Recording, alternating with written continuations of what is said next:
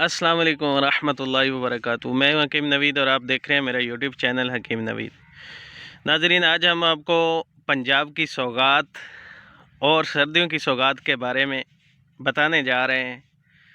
आप देख सकते हैं ये साग का बहुत बड़ा खेत है जिसमें आज हम विज़िट कर रहे हैं और आपको साग की ग़िज़ाइयत और इसको खाने पकाने का तरीका और किन लोगों को इसको इस्तेमाल ना करना चाहिए, जिनके लिए नुकसान है, जिनके लिए साग खाना अच्छा नहीं है, उन लोगों को भी बताएंगे इस वीडियो में।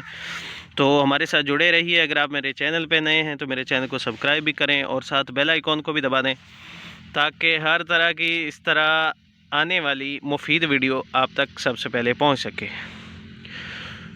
तो सब्जियों का सुपरस्टार साग को कहा जाता है।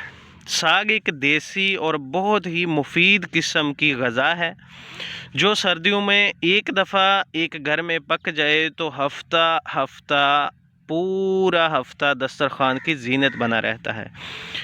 साग की ग़िज़ाइयत को बढ़ाने के लिए पंजाब के इलाके में साग बनाने का तरीका, जिसमें बहुत से दूसरे अज्ज़ा भी शामिल किए जाते हैं, जिसमें पालक है, खुरफा है, कुल्फ़ा है और बहुत सी दूसरी डाइटरी फाइबर्स वाली जो ग़िज़ाएँ हैं जो हमारे अमूमन लंच पे, डिनर में और ब्रेकफास्ट में इस्तेमाल की जाने वाली जो डाइटरी फाइबर्स ग़िज़ाएँ हैं उनका भी इस्तेमाल किया जाता है। तो साग अपनी ख़ासियत में बेमिसाल है।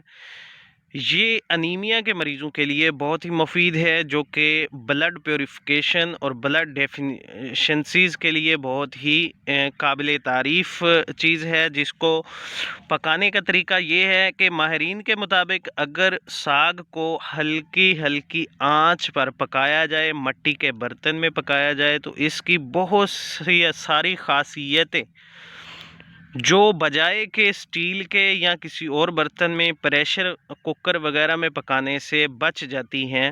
ये नहायत ही अहम तरीका है कि इसको मट्टी के बर्तन में थोड़ा थोड़ा करके रफ्ता रफ्ता हल्की धीमी आंच पे अगर इसको पकाया जाए तो ये बहुत ही ख़ासियत वाला साग तैयार होता है। तो साग खाने के लिए किन लोगों को ये साग नहीं खाना चाहिए? एक तो फ़ायदा इसका बताया, अनीमिया के जो मरीज़ हैं वो इसको इस्तेमाल कर सकते हैं, उनका खून साफ़ हो सकता है। ब्लड डेफिशिएंसीज़ में बहुत ज़्यादा हद तक जो है निखार आ सकता है और नया खून बनाने में ये बहुत ही अहम किरदार अदा करता है। उसके मुताबिक चेहरे की जिल्द, जिस्मानी जिल्द को ग्लोइंग बनाने के लिए इसमें विटामिन ए, बी और सी पाए जाते हैं, जो हमारी जिल्द को बहुत ही ज़्यादा ग्लोइंग बनाते हैं। इसलिए साग का बेदरेग इस्तेमाल भी ना करें और गैर मामूली इस्तेमाल भी ना करें, बल्कि उतना खाएं जितना आप हज़म कर सकते हैं। किसी भी ग़िज़ा की ओवरलोडिंग इंसानी जिस्म के लिए मुज़र हो सकती है, तो लिहाजा उतना खाएं जितना आपको आसानी से हज़म हो सकता हो। तो इसके साथ साथ आपको साग का जो प्लैनेट होता है, पौधा होता है, वो भी आपको दिखा रहा हूँ।